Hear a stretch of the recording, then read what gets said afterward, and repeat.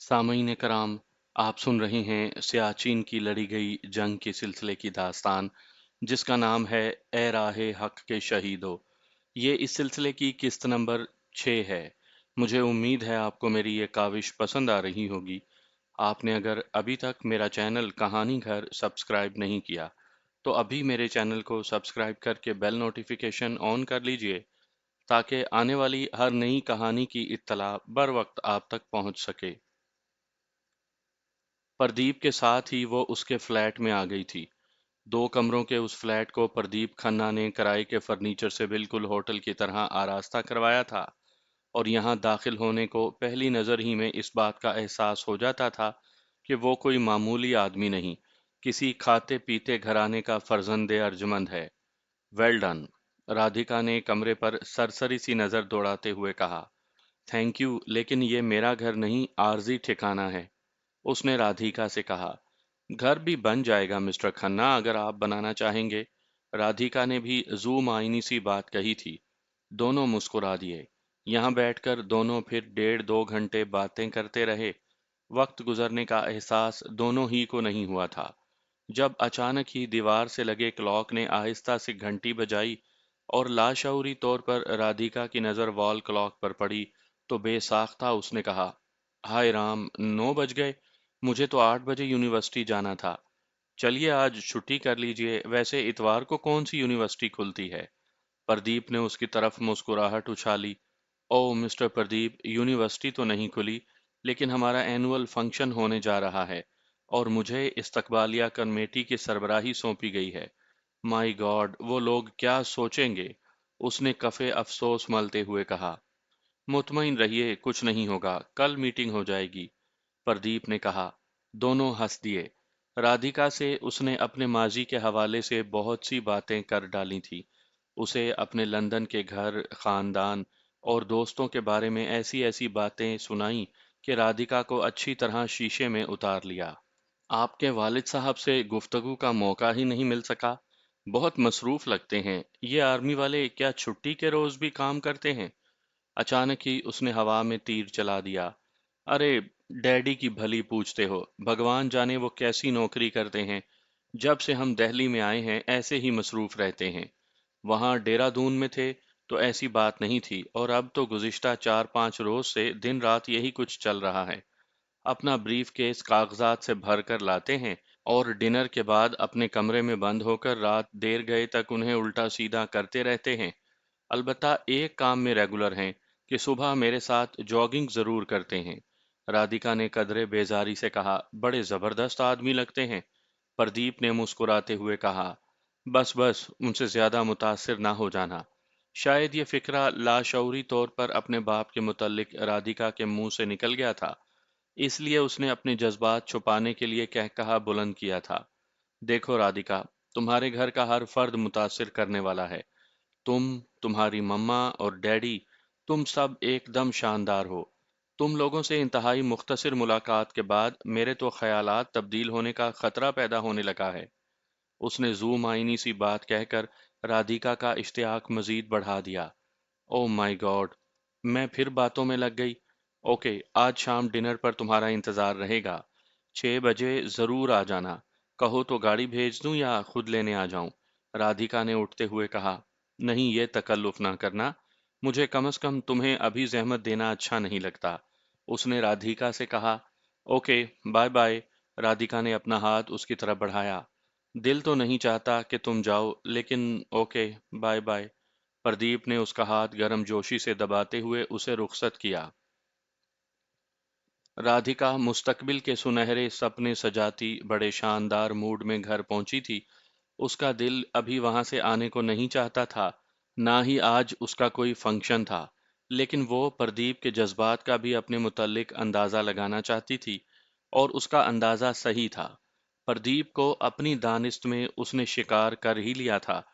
इसके साथ ही उसने मुसम्मम इरादा कर लिया था कि अब कम से कम उस शिकार को हाथ से हरगिज निकलने नहीं देगी, क्योंकि इससे पहले वो अमेरिका के एक नौजवान से हाथ धो बैठी थी, जिसे उसके बजाय उसकी मां ने फांस लिया था। राधिका को भारत कभी पसंद नहीं आया था। वो जल्द अज जल्द इस मुल्क से छुटकारा हासिल करना चाहती थी, اور ہمیشہ غیر ملکی شہریت رکھنے والے کسی نوجوان کی طاق میں رہتی تھی۔ 3 ماہ پہلے اس نے بڑی مشکل سے آدتیہ کو پھنسایا تھا، لیکن اس مرتبہ کوئی اور نہیں، اس کی ہی ماں اس کی رقیب ثابت ہوئی، جس نے آدتیہ پر ہاتھ صاف کر دیا۔ دونوں کی ضرورت سے زیادہ شراب نوشی کی عادت نے آدتیہ اور مسز کول کے درمیان جلد ہی جسمانی تعلق قائم کر دیا، اور تھوڑے عرصے کے بعد ہی آدتیہ دونوں ماں بیٹی کو چکر دے کر نکل گیا، کیونکہ اسے ایک بڑے صنعت کار گھرانے تک رسائی حاصل ہو گئی تھی۔ دونوں ماں بیٹی کے درمیان 1 ماہ تک بول چال بند رہی، جس کے بعد مسز کول نے ہی معذرت کر کے اسے منایا تھا۔ وہ بھی کیا کرتی؟ اگر کسی سے تعارف نہ کرواتی تو لوگ مسز کول کو رادھیکا کی بڑی بہن ہی سمجھتے، جس کے ناز اور نخرے بہرحال رادھیکا سے زیادہ متاثر کن تھے۔ آج بھی جب وہ گھر پہنچی تو اس نے اپنی ماں سے جاتے ہی کہہ دیا، امید ہے اس مرتبہ آپ اپنی بیٹی پر رحم کریں گی۔ او سویٹی، جو ہو چکا اسے بھول جاؤ۔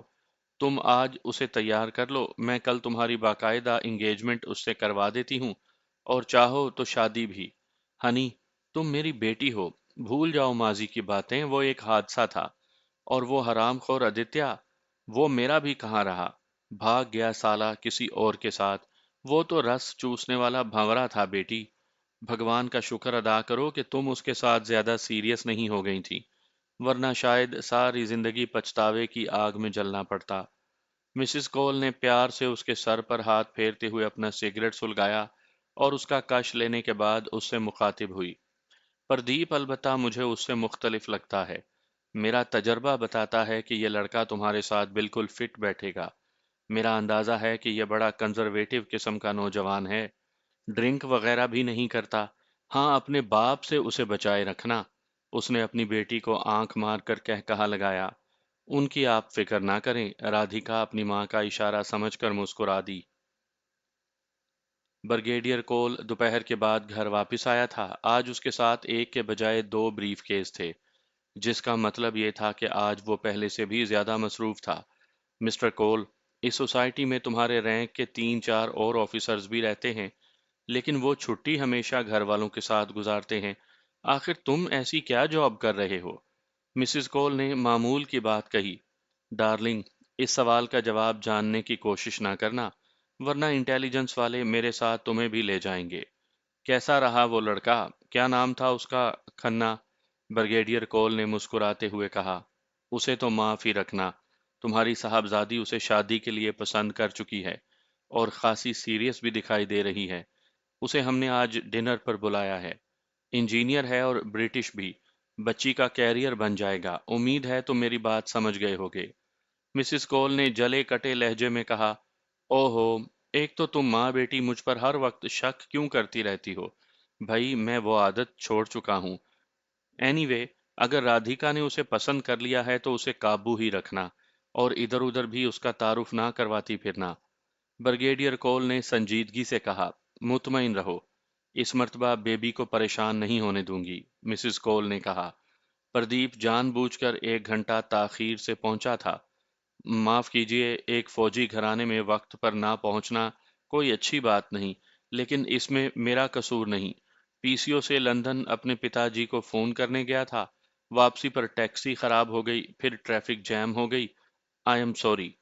اس نے تینوں کے سامنے ہاتھ باندھتے ہوئے جے ہند کہہ کر ان کے جواب سے پہلے ہی کہہ دیا، او نو بیٹا، ایسی کیا بات ہے، یہاں ایسا ہو ہی جاتا ہے۔ لیکن بیٹا، اگر تم صرف فون کرنے گئے تھے تو اچھی بات نہیں، ہمارے ہوتے ہوئے تم نے یہ زحمت کیوں کی؟ مسز کول نے اسے بڑی شفیق نظروں سے دیکھتے ہوئے کہا، اٹس اوکے، پردیپ نے کہا، اور رادھیکا کے برابر والی کرسی پر بیٹھ گیا۔ بریگیڈیئر کول نے اس سے انٹرویو شروع کر دیا۔ وہ اس سے بظاہر لا تعلقی کے انداز میں باتیں کر رہا تھا، لیکن پردیپ جانتا تھا کہ وہ اسے پرکھ رہا ہے، اور وہ اس میدان کا پرانا کھلاڑی تھا۔ اس نے 10 15 منٹ ہی میں بریگیڈیئر کول کو رادھیکا اور اس کی ماں کی طرح اپنے برطانوی شہریت کے حامل انجینئر ہونے کا قائل کر لیا تھا۔ ڈرنک لوگے؟ اچانک ہی مسز کول نے سوال داغ دیا۔ او نو، شمع کیجیے، میں اس معاملے میں بڑا بیکورڈ ہوں، مجھے ڈرنک کی طرف سے معاف ہی رکھیے۔ اس نے کھسیانے سے لہجے میں کہا، ارے یہ تو تمہاری گریٹنس ہے، آئی لائک اٹ، मिसिस कोल के बजाय ब्रिगेडियर कोल ने जवाब दिया। थैंक यू सर, प्रदीप ने कदरे मुतमईन होकर कहा। ब्रिगेडियर कोल और उसकी बीवी जानबूझकर राधिका को उससे ज्यादा गुफ्तगू करने का मौका दे रहे थे। मिसिस कोल किचन और ब्रिगेडियर कोल टीवी पर खबरें सुनने के बहाने से जल्द ही अलग हो गए, जबकि राधिका और प्रदीप आपस में बातें करते रहे। मैंने आज तुम्हारे लिए खास तौर पर खुद से डिनर तैयार किया है। वेटर को तो एक तरह से छुट्टी ही दे दी थी। मिसिस कोल ने थोड़ी देर के बाद कहा। थैंक यू मैडम, प्रदीप ने इंतहाई मुहज्जिब अंदाज में जवाब दिया। डिनर का आगाज हस्बे तवक्का दोनों मियाँ बीवी ने वाइन के गिलासों से किया था। राधिका और प्रदीप उसमें शामिल नहीं हुए थे, और राधिका ने ही डिनर डाइनिंग टेबल पर सजाया था। प्रदीप ने कमाल होशियारी से गुफ्तगू का रुख आर्मी और फिर पाक भारत मुतवक्का जंग की तरफ मोड़ा था।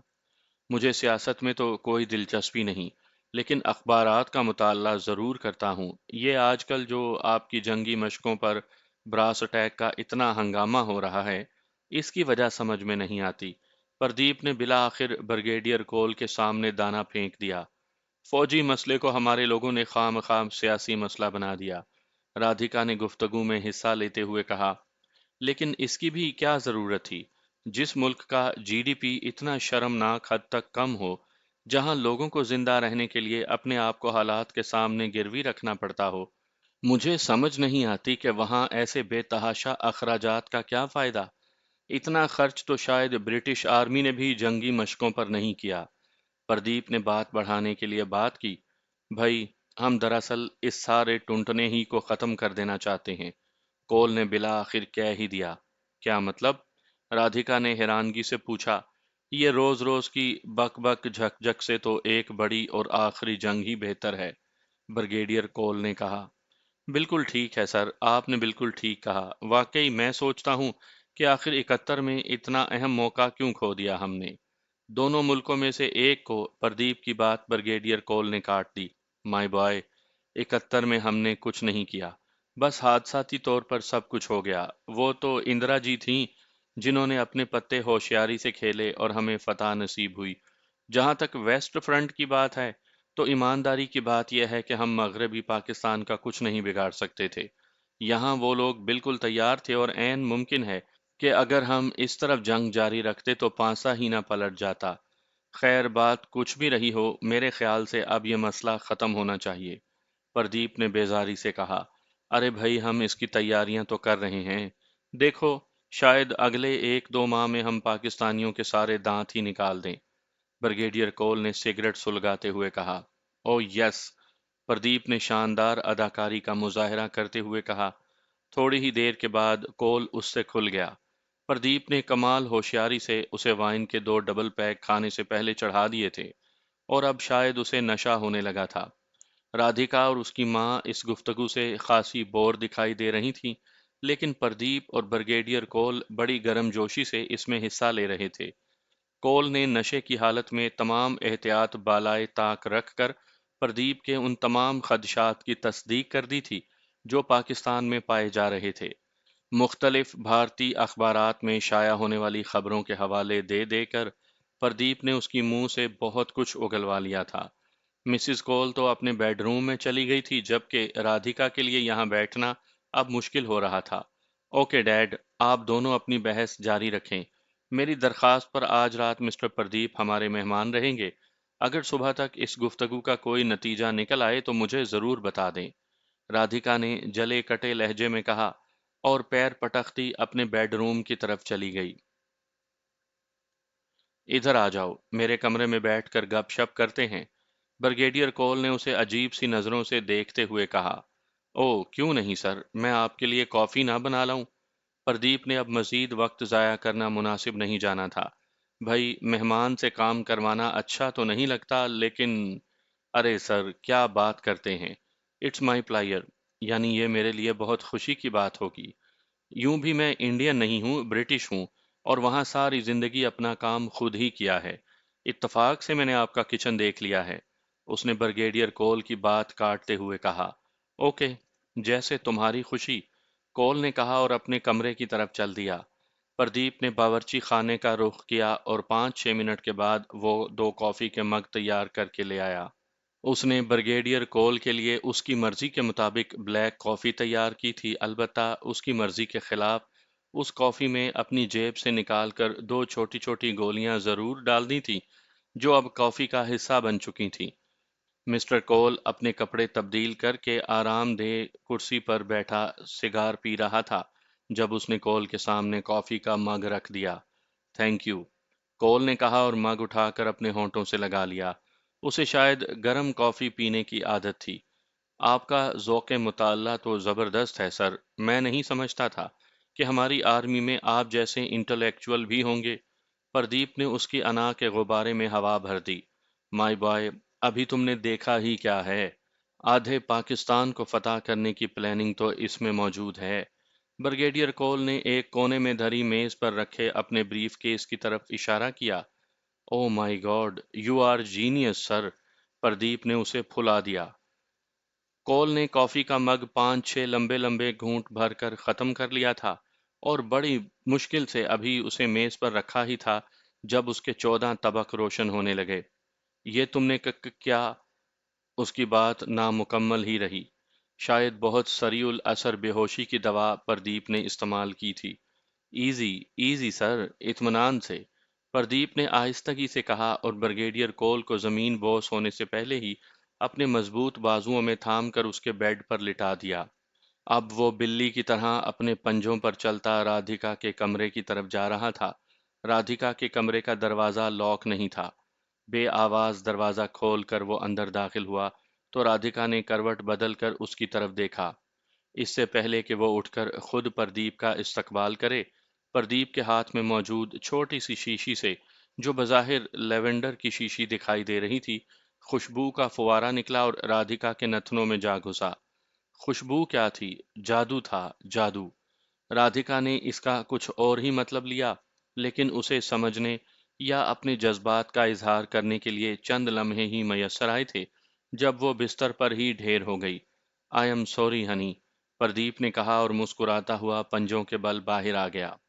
اب وہ ملحقہ بیڈ روم میں داخل ہو رہا تھا، جس کے ادھ کھلے دروازے سے مسز کول کے خراٹے سنائی دے رہے تھے۔ شاید وہ گہری نیند سو رہی تھی۔ خوشبو کے اس سپرے نے اس کی نیند مزید گہری کر دی۔ اب وہ قدرے مطمئن ہو چکا تھا۔ ٹیلی فون کا چونگا اس نے اتار کر زمین پر رکھ دیا تھا اور اب بریگیڈیئر کول کے کمرے سے وہ بریف کیس سنبھال رہا تھا جس میں بقول بریگیڈیئر کول کے آدھے پاکستان کی فتح کا منصوبہ موجود تھا۔ الو کے پٹھے، تم پاکستان کا بال بھی بیکا نہیں کر سکتے۔ اس نے نفرت سے بریگیڈیئر کول کی طرف دیکھتے ہوئے اس کی میز کے ایک کونے میں دھری چابیوں کے گچھے سے چابی نکال کر بریف کیس کھولا، اس میں موجود ایک فائل کو کھول کر چند لمحوں کے لیے دیکھا اور دھڑکتے دل سے اسے دوبارہ بریف کیس میں بند کر کے بریف کیس سمیت باہر نکل آیا۔ برآمدے کے کونے میں لگے ہک سے اس نے رادھیکا کی گاڑی کی چابی نکالی اور گھر کی ساری لائٹیں آف کرنے کے بعد کار کو سٹارٹ کر کے باہر آ گیا۔ اطمینان سے اس نے بنگلے کا گیٹ بند کیا اور گنگناتا ہوا کار میں بیٹھ گیا۔ 3-4 منٹ کے بعد وہ اپنے فلیٹ کے سامنے موجود تھا۔ کار پارکنگ ایریا میں کھڑی کر کے اس نے فلیٹ سے وہ بیگ اٹھا لیا جو پہلے ہی سے تیار تھا۔ بریگیڈیئر کول کے بریف کیس کا سارا بوجھ اس نے اس بیگ میں منتقل کیا اور کمرے میں بکھرے اسباب کا جائزہ لے کر باہر آ گیا۔ آدھے گھنٹے کی ڈرائیونگ کے بعد وہ دہلی کے انٹرنیشنل ایئرپورٹ پر موجود تھا۔ گاڑی اس نے پارکنگ کے بجائے جان بوجھ کر اس ایریا میں کھڑی کی تھی جہاں سے اگلے 15-20 منٹ کے بعد دہلی کی ٹریفک پولیس کا لفٹر اسے اٹھا کر لے جاتا۔ اپنا بیگ نکال کر اس نے لاپرواہی سے دروازہ بند کیا اور ڈومیسٹک فلائٹ کاؤنٹر کی طرف چلا گیا۔ دہلی سے ایئر انڈیا کی نائٹ کوچ مدراس جانے کے لیے تیار تھی۔ اگر اس کے پاس فرسٹ کلاس کا ٹکٹ نہ ہوتا تو شاید اسے سیکیورٹی والے لاؤنج میں ہی نہ گھسنے دیتے۔ سر، یہ آپ کا بورڈنگ کارڈ۔ ٹکٹ کاؤنٹر پر کھڑی ہوسٹس نے اس کے کارڈ تھما دیا۔ Thank you. پردیپ نے اپنے پیچھے نظر ڈالی جہاں بمشکل اکانومی کلاس کی قطار میں 3-4 مسافر چانس لینے کھڑے تھے۔ بیگیج سر، کاؤنٹر والی لڑکی نے اسے متوجہ کیا۔ نو، اونلی می، اس نے مسکراتے ہوئے لڑکی کی طرف دیکھ کر کہا۔ یو آر ویلکم سر، میزبان خاتون نے مثبت جواب دیا۔ پردیپ اسے خدا حافظ کہہ کر آگے بڑھ گیا۔ فرسٹ کلاس کے مسافروں کی بس میں سوار ہونے والا وہ آخری مسافر تھا۔ اس کے جہاز میں بیٹھنے کے بمشکل 15 منٹ کے بعد جہاز ٹیک آف کر گیا۔ رات ایک پہر بیت چکی تھی جب وہ چونائی کے ہوائی اڈے پر اترا، جہاں انٹرنیشنل فلائٹس کی آمد کا وقت ہونے کی وجہ سے لاؤنج مسافروں سے کھچا کھچ بھرا تھا۔ لاؤنج کے باہر برآمدے میں آ کر اس نے پھر انڈین ایئر لائنز کے کاؤنٹر کی طرف بڑھنا شروع کیا، جہاں لکھنؤ کے لیے کسی لیٹ فلائٹ کا اعلان ہو رہا تھا۔ یہ فلائٹ جسے شام 6 بجے جانا تھا، اب رات کے 2 بجے جا رہی تھی۔ چند لمحے اس نے رک کر کچھ سوچا، پھر دل ہی دل میں ارادہ کرنے کے بعد قسمت آزمائی کے لیے کاؤنٹر کی طرف چل دیا۔ ایک فرسٹ کلاس کا ٹکٹ، اس نے سانولے رنگ اور تیکھے نقوش والی لڑکی کی طرف مسکراتے ہوئے دیکھ کر کہا، جس کی آنکھوں میں نیند اترنے لگی تھی۔ یس سر، بے فکر رہیے، آدھا جہاز خالی ہے۔ اس نے پردیپ کی شخصیت سے متاثر ہو کر کہا۔ جہاز کے ٹکٹ لے کر وہ قریباً بھاگتا ہوا دوبارہ لاؤنج میں داخل ہوا، جہاں لکھنؤ کے جہاز کا مسافر جان کر اسے زبردست پروٹوکول دیا گیا، چونکہ اس نے سفر بھی فرسٹ کلاس سے کرنا تھا۔ لکھنؤ کے ہوائی اڈے پر اترنے تک اس کی نیند پوری ہو چکی تھی۔ ہوائی اڈے سے اس نے ایک پی سی او سے لندن کے لیے کال ملائی اور دوسری طرف سے لائن ملنے پر اپنے کسی انکل کو بتایا کہ وہ لکھنؤ پہنچ چکا ہے، جہاں خالہ اماں سے ملاقات کے بعد واپس جلدی گھر جانا ہوگا۔ دوسری طرف سامان کی خبر پر اس نے ہاں میں جواب دیا تو اسے ونڈرفل کہہ کر سلسلہ منقطع کر دیا گیا۔ اب اسے کسی بھی ہوٹل میں کمرہ لے کر ہوٹل کا نام اور کمرے کا نمبر بتانا تھا۔ اگلا مرحلہ بھی اگلے آدھے گھنٹے میں طے ہو گیا، اور صبح ہونے کے بعد وہ اپنے کمرے میں لمبی تان کر سویا۔ ہوٹل میریٹ اس شہر کا شاید بہترین ہوٹل تھا۔ ٹھاکر امر سنگھ کے نام سے اس نے یہاں قیام کیا تھا، اور اسے سوئے ابھی بمشکل 1 گھنٹہ ہی ہوا تھا جب سرہانے رکھے فون کی گھنٹی بجنے لگی۔ نیند سے ڈوبی آواز میں اس نے ہیلو کیا۔ دوسری طرف لندن والے انکل موجود تھے۔ مجھے علم ہے تم بے آرام ہو رہے ہوگے، لیکن مطمئن رہو، دوپہر 12 بجے تک سوتے رہو۔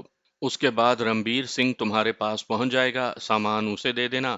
دوسری طرف سے معذرت کے بعد کہا گیا۔ رائٹ انکل، اس نے کہا اور فون رکھ دیا۔ آمد کے 1 گھنٹے کے بعد ہی جب اس کے لیے لندن سے کال آئی تو ہوٹل انتظامیہ نے اسے فوراً وی آئی پی سمجھ لیا۔ نیند اب اسے کہاں آتی؟ تھوڑی دیر کروٹیں بدلنے کے بعد اس نے باتھ روم کا رخ کیا، اور تیار ہونے کے بعد جب ہوٹل کے ڈائننگ ہال میں ناشتے کے لیے گیا تو یہاں خاصی رونق لگی ہوئی تھی۔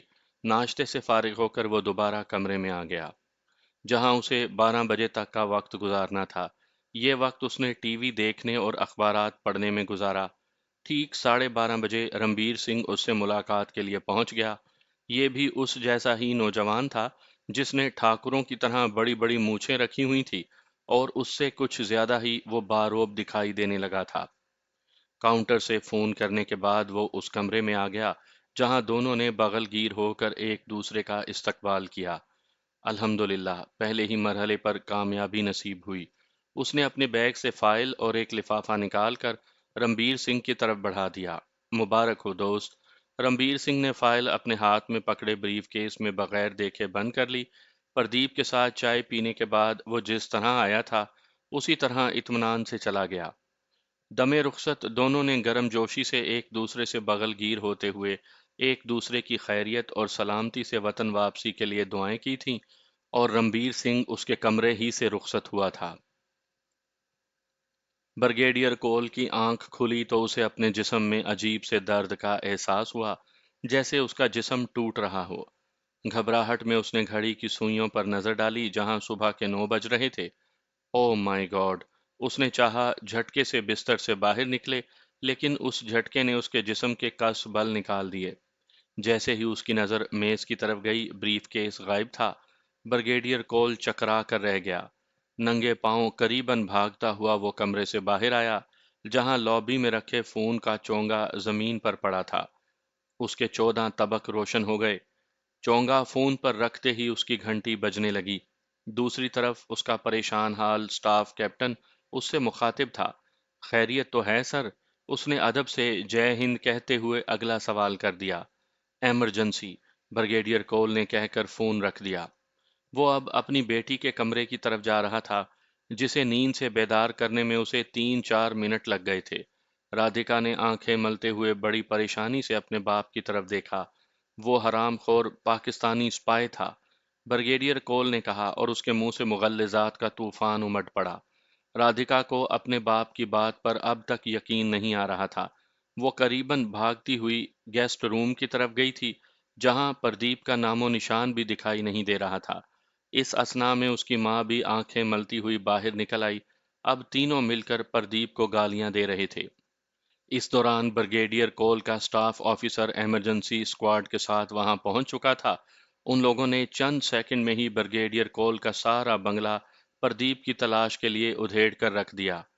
थोड़ी देर के बाद ब्रिगेडियर कोल ने अपने ब्रिगेडियर के इंटेलिजेंस यूनिट को भी घर तलब कर लिया था। उन सब के लिए ये इत्तला किसी सानहे से कम नहीं थी कि ब्रिगेडियर कोल ने बड़ी मेहनत से पाकिस्तान के शमाली इलाका जात पर कब्जे के लिए जो मंसूबा जात तैयार किए थे, वो रातों रात गायब हो चुका था। राधिका की कार भी गायब थी। जब इंटेलिजेंस वाले प्रदीप के फ्लैट पर पहुंचे तो वहां ताला लगा था। ताला तोड़कर अंदर दाखिल होने पर उन्हें सिवाय किराए के सामान या फिर चाय बनाने के बर्तनों के और कुछ भी नहीं मिला था। यहाँ उसने अपने साइज की कोई कमीज या पतलून भी बाकी नहीं छोड़ी थी।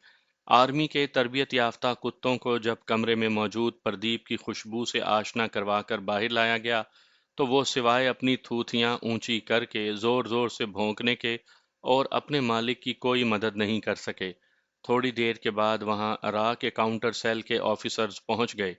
सुबह से रात देर गए तक उन्होंने ब्रिगेडियर कोल, उसकी पत्नी और सपुत्री से अलग-अलग इंटरव्यू में सैकड़ों सवालात किए थे। राधिका को तो उनके तकलीफ दे सवालात ने बौखला कर रख दिया था और झुंझुलाहट में वो 3-4 मर्तबा रो दी थी। लेकिन जब दूसरी तरफ से उसे कहा जाता कि नेशनल सिक्योरिटी के लिए उसके जवाबात ज़रूरी हैं, तो वो दोबारा नॉर्मल हो जाती। राधिका की कार एयरपोर्ट के पुलिस स्टेशन से मिल गई, जिसे ट्रैफिक पुलिस वाले गलत पार्किंग पर रात ही उठाकर ले गए थे और हैरान हो रहे थे कि सारी रात इसका मालिक गाड़ी वापस लेने क्यों नहीं आया। राह के माहरीन ने कार और ब्रिगेडियर कोल को घर से मिलने वाले तमाम निशानात महफूज कर लिए थे। अगले रोज जब उनके मास्टर कंप्यूटर ने बताया कि प्रदीप खन्ना इससे पहले गुरजीत सिंह वाले केस में भी प्रमोद महाजन के नाम से वारदात कर चुका है, तो उनका माथा ठनका। उसे ढूंढो, आई वांट हिम, जैसे भी मुमकिन हो उसे तलाश करो। ज्वाइंट डायरेक्टर रा ने अपने मातहतों से फाड़ खाने वाले लहजे में कहा। वो सब तिल मिलाए हुए बाहर आकर सोचने लगे कि उस छलावे को कहाँ ढूंढेंगे। डीजी इंटेलिजेंस के सामने कर्नल साहब उस फाइल समेत मौजूद थे जो प्रदीप खन्ना की तरफ से मौसूल हुई थी। वेल डन, मैं खुद इस लड़के से मिलना चाहूंगा। हैरत अंगेज। उन्होंने फाइल के मंदरजात देखने के बाद तहसीन आमेज नजरों से कर्नल साहब की तरफ देखा। माई ऑनर सर, कर्नल साहब ने शुक्रिया अदा किया। उसे निकाल लो, मैं उस नौजवान को जाया होते नहीं देख सकूंगा। अब वो सब कुछ छोड़कर वहशियों की तरह उसे खोज रहे होंगे। डीजी साहब ने तशवीश जाहिर की। वो तो नहीं चाहेगा सर, लेकिन यह जरूरी हो गया है। कर्नल साहब ने असबात में कहा, डू इट। ये कहकर डीजी साहब ने अपने पीए को मुखातिब किया और थोड़ी देर के बाद वो जनरल हेडक्वार्टर में मौजूद थे। Wonderful, well done. आला फौजी क़यादत के हर जिम्मेदार ने फाइल देखने के बाद बेसाख्ता प्रदीप खन्ना के लिए दाद तहसीन के डोंगरे बरसाए। भारत का ऑपरेशन ट्राइडेंट उनके सामने धरा था। उस मंसूबे के मुताबिक भारत की 15वीं कोर ने स्कर्दू और गिलगित पर हमला करना था। इस हमले में कोर का तीसरा, 19वां और 28वां डिवीजन शामिल थे, जिसे बतौर खास छठे माउंटेन डिवीजन की मदद भी हासिल होगी। भारतीयों के जंगी जुनून ने शायद उन्हें पागल कर दिया था। तारीख में इससे पहले 70 सालों में सिर्फ इस नौयत की एक जंग इटली बामुकाबला ऑस्ट्रिया, हंगरी और जर्मनी लड़ी गई थी, जब पहली जंग अजीम में इटालियन को हासिल करने के लिए तीनों ममालिक ने मिलकर हमला किया था। उस लड़ाई में 9.25 लाख इंसान लुकमाए अजल हुए थे। शायद मुहिमजू जनरल सुंदर जी अब हिमालय की शमाल मगरबी बुलंदियों पर, जो दुनिया का दुश्वार तरीन इलाका था, अपनी 4 डिवीजन फौज के साथ हमला करके अपना नाम तारीख में हमेशा के लिए महफूज करवाना चाहता था। इस खतरनाक और तबाहकुन मंसूबे के मुताबिक गुरैज से गिलगित पर ڈویژنری اٹیک 19ویں ڈویژن کے 268 برگیڈ نے کرنا تھا۔ کارگل سے اسکردو کی طرف مین اٹیک مرکزی حملہ 28ویں ڈویژن کے برگیڈ نمبر 121 کے ذریعے ہونا تھا، جس کی مدد کے لیے 28ویں ڈویژن کا ایک فاضل برگیڈ بھی رکھا گیا تھا۔ تھائیس براستہ خپلو سے سکردو پر سپورٹنگ اٹیک یعنی امدادی حملہ تیسری ڈویژن کی کمانڈ میں 102 فرسٹ برگیڈ، تیسری ڈویژن کے 70ویں برگیڈ اور تیسری ڈویژن کے 114ویں برگیڈ کے ذریعے ہونا تھا۔ تیسرے ڈویژن کے 114ویں برگیڈ کے ذریعے چھٹا ڈویژن چین کے بالمقابل کھڑا کر دیا جاتا، ریزرو کو چھٹے، 9ویں اور 28ویں ڈویژن سے ایک ایک برگیڈ دے دیا جاتا۔ بھارتی فوجی منصوبہ بندی یعنی لانگ ٹرم کے مطابق چھٹا ڈویژن عام طور پر یو پی کے شہر بریلی سے چین کے حملے کی صورت میں یو پی کے شمال مشرقی علاقے کا دفاع کرنے کے لیے مختص ہے۔ پاکستان کی طرف سے متوقع حملے کی صورت میں یہ ڈویژن پنجاب اور کشمیر کی سرحد پر موجود پٹھان کوٹ شہر کا دفاع کرتا ہے۔ بھارتیوں نے اپنے چھٹے ڈویژن کو پٹھان کوٹ اور جموں سے نکال کر لیا میں ڈپلائے کرنا شروع کر دیا تھا، اور جام پور کا ہوائی اڈہ اس ڈویژن کی منتقلی کے لیے مخصوص ہو چکا تھا۔ بھارتیوں نے ایک روز میں 70 پروازیں لیا میں اتاریں۔ ایک ہی وقت میں لیا کے ہوائی اڈے پر 20 سے زیادہ NA-12 سائز کے جہاز کھڑے دکھائی دیے۔ پاکستان کے ایئر فورس انٹیلیجنس یونٹ ایک ایک پل کی رپورٹ پہنچا رہے تھے، جو پردیپ کھنہ کی برگیڈ کول کے گھر سے چرائی دستاویز کی تصدیق کر رہی تھی۔ اس کا مطلب یہ تھا کہ بھارتی جرنیلوں نے اپنی ضد پوری کرنے کا مصمم ارادہ کر لیا ہے۔ اس روز لیا کے ہوائی اڈے پر 70 پروازیں اتریں اور 50 واپس گئیں، جس کا مطلب یہ تھا کہ بھارتیوں کو حملے کی بہت جلدی ہے، اور وہ اس بات سے آگاہ ہونے کے بعد کہ حملے کا پلان پاکستان پہنچ چکا ہے، وہ اپنی تمام صلاحیتیں صرف کر رہے تھے۔ اس موقع پر ضروری تھا کہ ان کے لیے رکاوٹیں پیدا کی جائیں تاکہ اس ڈویژن کے محاذ پر پہنچنے سے پہلے پاکستانی فوج کو مقابلے کے لیے محاذ پر پہنچا دیا جائے، اور یہ کارنامہ بھی انجام پا گیا۔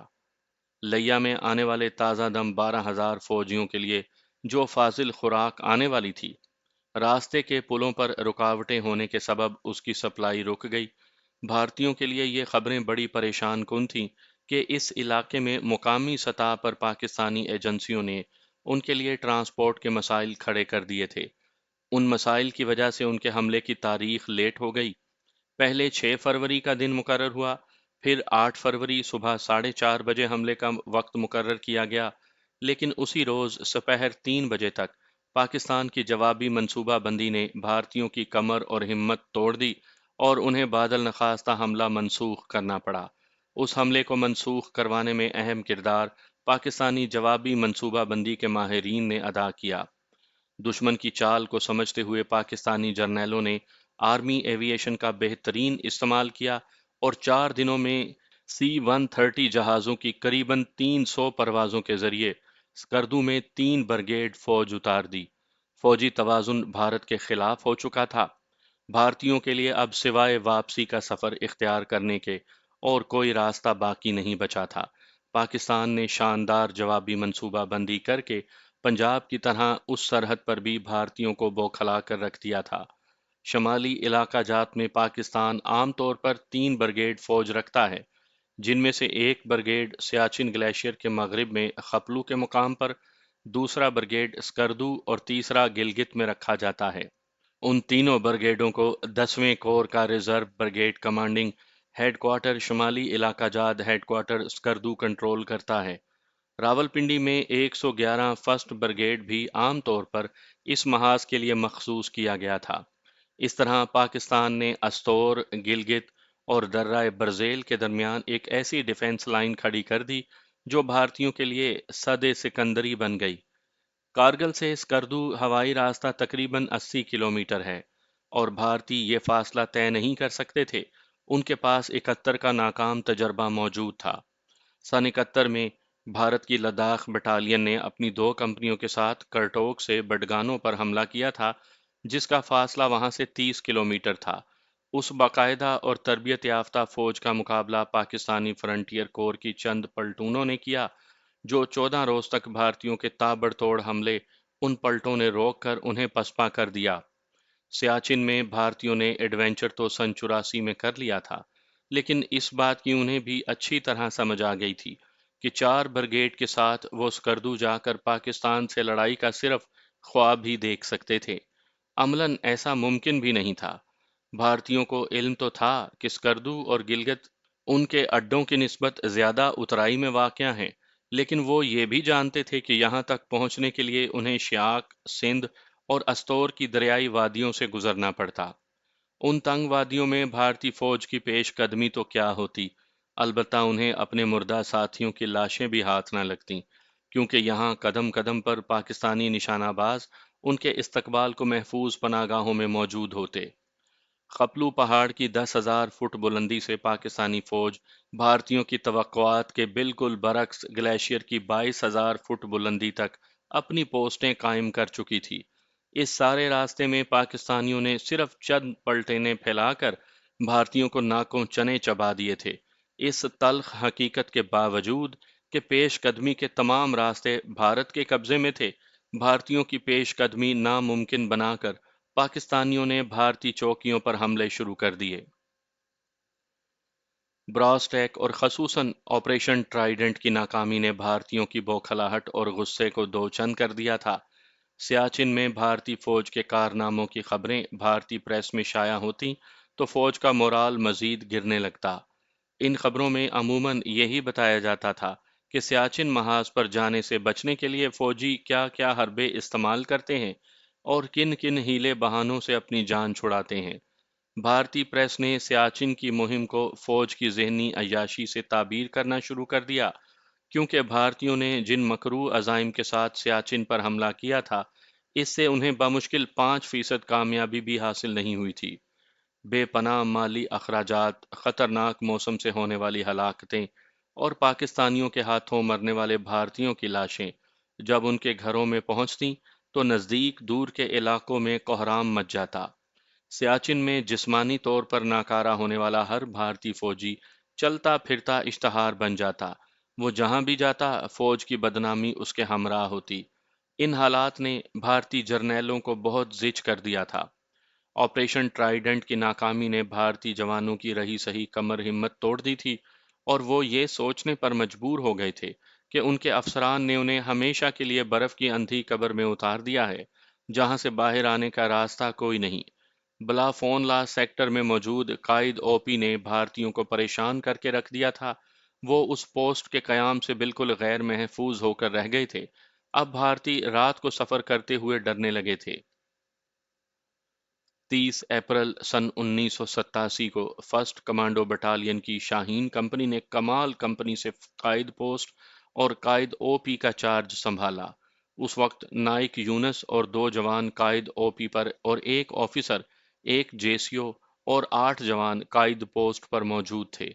शाहीन कंपनी के चार्ज लेने के 3 दिन के बाद अचानक मौसम के तेवर खतरनाक हद तक तब्दील हो गए।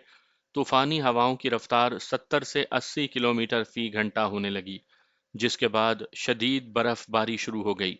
उस बर्फबारी में कायद ओपी पर नस्ब इग्लू, जिसकी ऊंचाई करीबन 6 फुट थी, बर्फ में धंस गया।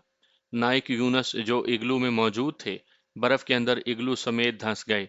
इसके साथ ही भारतीयों ने कायद पोस्ट पर गोलाबारी शुरू कर दी, जिससे कायद पोस्ट पर मौजूद जवानों के लिए कायद ओपी तक कुमक पहुंचाना बिल्कुल नामुमकिन होकर रह गया। नाइक यूनस शेर दिल कमांडो थे। उन्होंने हिम्मत हारना नहीं सीखा था। उन्होंने अपने हवास बहाल रखे, जबकि उनके साथ मौजूद दोनों कमांडोज जवानों ने इस तबाहकुन और जानलेवा मौसम में उन्हें बर्फ से निकालने के लिए अपनी जद्दोजहद जारी रखी। उन्हें अपनी जान पर खेलते 48 घंटे गुजर गए थे। इन 48 घंटों में नाइक यूनस और उसके साथियों ने आंख नहीं झपकी थी। नाइक यूनस जानते थे कि अगर उन्हें नींद आ गई तो फिर उनकी आंखें कभी नहीं खुलने पाएंगी। वो इग्लू के अंदर से अपने साथियों और पोस्ट वालों को अपनी जिंदगी की इत्तला देते रहे। 2 रोज बर्फबारी का शदीद तूफान जारी रहा। तूफान इतना शदीद था जिसके सामने भारतीय गोलाबारी भी बेवकत होकर रह गई थी। 2 रोज के बाद जब मौसम की कहरनाकियां कुछ मांद पड़ी और पोस्ट से ओपी तक पहुंचने की कोई सूरत दिखाई दी, تو نائب صوبیدار عطا محمد اور ان کے 4 جوانوں کو اس مشن کے ساتھ اوپر بھیجا گیا کہ وہ اگلو کو باہر نکالیں اور نائک یونس کی جان بچانے کی ہر ممکن کوشش کریں۔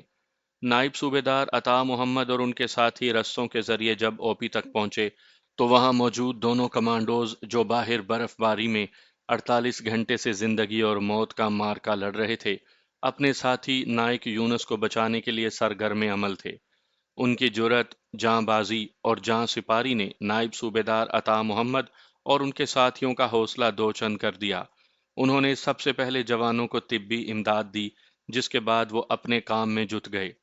نائب صوبیدار عطا محمد نے بالآخر موت کو پچھاڑ دیا اور ایک ناقابل یقین جدوجہد کے بعد اپنی جان پر کھیلتے ہوئے بالآخر انہوں نے اگلو باہر نکال لیا اور اس کے ساتھ ہی گزشتہ 50 گھنٹوں سے اس میں پھنسے نائک یونس کی جان بھی بچا لی۔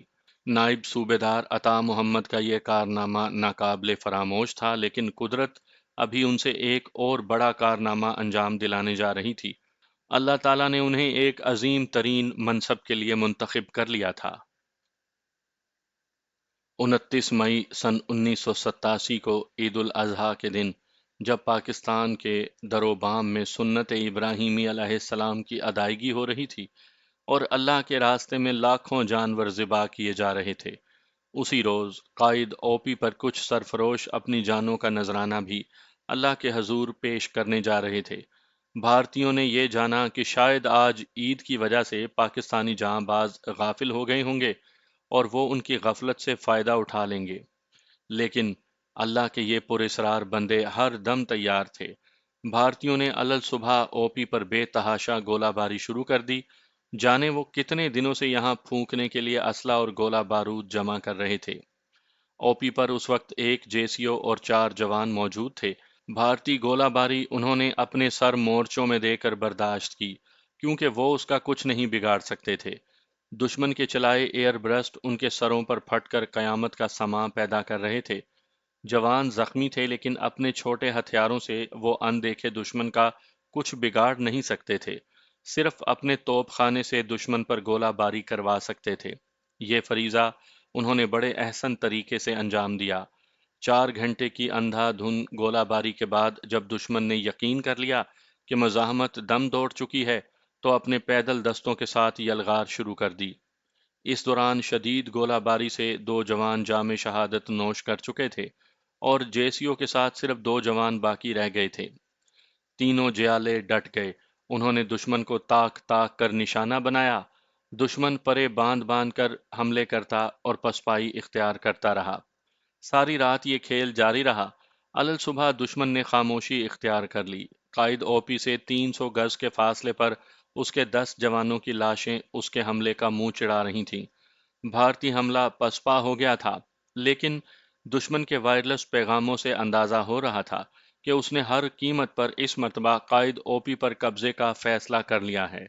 دونوں شہیدوں کے جوان لاشیں نیچے پہنچائے گئے اور تازہ دم کمک اوپر پہنچا دی گئی، لیکن وہ بھی کتنی؟ ایک اگلو میں بمشکل 5 جوان ہی سما سکتے تھے، جبکہ دشمن پوری بٹالین کے ساتھ حملہ آور ہوا تھا۔ اس کے مختلف سیکشن وقفے وقفے سے حملہ آور ہوتے اور اپنے ساتھیوں کی لاشیں چھوڑ کر پسپائی اختیار کر لیتے۔ 29 مئی سے 18 جون تک بھارتیوں نے قائد اوپی پر موجود جوانوں کو ایک لمحہ کی فرصت نہیں دی۔ انہوں نے وقفے سے گولہ باری مسلسل جاری رکھی اور درمیان میں پیدل فوج کے ساتھ حملے کرتے رہے۔ اس دوران قائد اوپی پر موجود جوان دشمن کے لیے سد سکندری بنے رہے۔ وہ زخمی ہوتے اور حرکت کے قابل بھی نہ رہتے تو زبردستی انہیں نیچے اتارا جاتا۔ دشمن کے مسلسل حملوں کی وجہ سے وہ اگلو سے باہر مورچوں میں بیٹھ کر دشمن کے تابڑ توڑ حملوں کا سامنا کر رہے تھے۔ 18 جون کو نائب صوبیدار عطا محمد شہید نے اوپی کا چارج سنبھال لیا۔ ان کے ساتھ صرف 6 جوان موجود تھے، کیونکہ اس سے زیادہ ایک نفر بھی یہاں نہیں ٹھہر سکتا تھا۔ 18 جون سے 24 جون تک بھارتی توپ خانہ وقفے وقفے سے قائد اوپی پر آتش و آہن برساتا رہا۔ اس دوران کسی جوان کے لیے چند منٹ کی نیند بھی ممکن نہیں تھی۔ ساری رات اور سارا دن وہ اگلو کے باہر رگوں میں خون منجمد کر دینے والی جان لیوا سردی میں مورچہ بند ہو کر دشمن کا وار اپنے سینوں پر روکنے کے لیے تیار رہتے تھے۔ 24 جون رات 10 بجے دشمن نے اس محاذ پر موجود اپنی تمام بیٹریوں کا فائر قائد او پی پر گرانا شروع کر دیا۔ یوں محسوس ہوتا تھا جیسے توپچیوں پر جنون طاری ہو گیا ہے اور وہ بھارتی فوج کا سارا بارود آج رات پھونک کر ہی دم لیں گے۔ رات 11:30 بجے تک دشمن کی گولہ باری کا تسلسل برقرار رہا، جس کے بعد محاذ پر خاموشی چھا گئی۔ لیکن یہ خاموشی جس طوفان کا پیش خیمہ تھی، اس کا اندازہ ان شیر دل جاں بازوں کو خوب تھا۔ موسم صاف تھا، برف کے طویل سلسلے پر چاند کی کرنیں پوری آب و تاب سے رقصاں تھیں اور دور دور کا منظر صاف دکھائی دے رہا تھا۔ سپاہی ذوالفقار علی جو اس وقت سنتری ڈیوٹی کر رہے تھے، اس نے اپنے دائیں جانب دیکھا تو انہیں قریباً 300 گز دور کچھ مشکوک سائے دکھائی دیے۔ بھارتی سپاہیوں کے کھانسنے کی آواز پر وہ مزید چوکنے ہو گئے۔ انہوں نے اپنے ساتھی سنتری کو خبردار کر دیا اور سامنے نظریں جما کر بیٹھ گئے۔ سامنے کا منظر اب مزید نمایاں ہونے لگا تھا۔ سنتری ذوالفقار نے دیکھا قریباً 30-40 بھارتی فوجی جنگی تربیت کے ساتھ قائد اوپی کی طرف بڑھتے چلے آ رہے ہیں۔ اس اثنا میں نائب صوبیدار عطا محمد شہید، جو ایک ایک مورچے پر جا کر خود حالات کا جائزہ لے رہے تھے، وہاں پہنچ گئے۔ انہوں نے سامنے موجود بھارتی فوجیوں کو دیکھ لیا تھا۔ ذوالفقار، ہم نے ایک ایک گولی سے ایک ایک بھارتی کو مردار کرنا ہے، انہوں نے سرگوشی کرتے ہوئے کہا۔ حالات ایسے ہی تھے کہ وہ اپنی ایک گولی بھی ضائع نہیں کر سکتے تھے، کیونکہ او پی قائد سے پوسٹ تک رسوں کے ذریعے جو راستہ بنایا گیا تھا، اسے 4 دن کی مسلسل گولہ باری نے ختم کر دیا تھا۔ نائب صوبیدار عطا محمد سب سے اگلے مورچے میں اپنی گن کے ساتھ موجود تھے۔ انہوں نے اپنے جوانوں سے کہہ دیا تھا کہ وہ جب فائر کریں، اس کے بعد ہی دشمن پر گولی چلائی جائے۔ بھارتیوں کے خلاف جب کوئی مزاحمت نہ ہوئی تو انہیں اپنے افسران کی اس بات کا یقین آ گیا کہ واقعی او پی قائد ختم ہو چکی ہے اور یہاں موجود پاکستانی ان کی توپوں کے گولوں کا شکار ہو چکے ہیں۔ ان کا فاصلہ او پی سے کم ہو رہا تھا۔ جب یہ فاصلہ قریباً 20 گز رہ گیا تو نائب صوبیدار عطا محمد نے نعرہ تکبیر بلند کیا اور پہلی گولی فائر کی، جس کے ساتھ ہی بھارتیوں پر جہنم کا دہانہ کھل گیا اور وہ اپنے آدھے سے زیادہ ساتھیوں کو مرتے اور تڑپتے دیکھ کر واپس بھاگ گئے۔ پسپائی اختیار کرتے بھارتیوں نے اپنی توپوں سے ایک اور فائر مانگ لیا تھا تاکہ ان کے اور پاکستانی کمانڈوز کے درمیان گولے حائل ہو جائیں، لیکن نائب صوبیدار عطا محمد نے فائرنگ پہلے ہی بند کر دی تھی، کیونکہ ان تک کمک نہیں پہنچ رہی تھی اور وہ اپنے محدود اسلحہ اور گولہ بارود کو انتہائی احتیاط سے استعمال کر رہے تھے۔ ان کے سامنے برفیلے جہنم پر بھارتیوں کی لاشیں بکھری ہوئی تھیں۔ پسپا ہوتے بھارتی اتنی جلدی میں تھے کہ اپنے ساتھیوں کی لاشیں بھی نہیں اٹھا سکے۔ گزشتہ 3 دن اور 3 راتوں سے پاکستانی جوان مسلسل جاگ رہے تھے۔ اس دوران وہ بھارتی فوج سے زیادہ موسم کی عذاب ناکیوں کا مقابلہ کر رہے تھے۔ خون منجمد کرتی اس سردی میں وہ ایک لمحے کے لیے بھی اگلو میں جا کر تازہ دم ہونے کا خطرہ مول نہیں لے سکتے تھے، کیونکہ ہر لمحہ چوکس رہنے کی ضرورت تھی اور دشمن کسی بھی لمحے انہیں غافل پا کر حملہ کر سکتا تھا۔ نائب صوبیدار عطا محمد جانتے تھے، گزشتہ 20-22 گھنٹوں سے ان کے جوانوں کے منہ میں پانی کا ایک قطرہ بھی نہیں گیا۔ خود ان کے حلق میں کانٹے چبھ رہے تھے۔ وہ ان جوانوں کے کمانڈر ہی نہیں، ان کے لیے ایک شفیق بھائی اور باپ کا درجہ بھی رکھتے تھے۔ انہیں اپنا نہیں، ان کا احساس تھا اور وہ ان کے متعلق بہت فکر مند تھے۔ انہوں نے کسی طرح ایک اسٹوو پر برف پگھلا کر اس میں انرجائل گھولا اور اپنے ایک ایک جوان تک پہنچ کر اسے اپنا حلق تر کرنے کا موقع دیا۔ ان کے خشک حلق سے انرجائل ملے پانی کا ایک ایک قطرہ آب حیات بن کر معدے میں اتر رہا تھا۔ سب سے آخر میں انہوں نے بچ جانے والے 2-3 گھونٹ اپنے حلق میں انڈیل لیے۔ رات گزر گئی۔ دن کے منظر میں بھارتیوں کی جہنم واصل لاشیں ان کے علاوہ اب بھارتیوں کو بھی نظر آنے لگی تھیں اور ان کا غصہ بھی اس حساب سے بڑھنے لگا تھا۔ صبح ڈھلتے ہی بھارتیوں نے پھر گولہ باری شروع کر دی۔ وہ اتنا بے پناہ بارود پھونکنے کے بعد شاید حیران رہ جاتے تھے کہ ابھی تک قائد او پی پر پاکستانی زندہ موجود ہیں۔ 1.5 گھنٹہ قیامت ڈھاتے گزر گیا۔ گولہ باری تھم گئی۔ کمانڈوز نے مورچوں سے سر باہر نکال لیے۔ اب وہ دشمن کے متوقع پیدل حملے کے منتظر تھے۔ جلد ہی ان کی امیدیں پوری ہونے لگیں۔ بھارتی تازہ نفری کے ساتھ حملہ آور ہوئے تھے۔ اس مرتبہ ان کی طرف بڑھنے والے اندھا دھند گولیاں بھی برسا رہے تھے، لیکن نائب صوبیدار عطا محمد آہنی فصیل کی طرح تن کر کھڑا تھا۔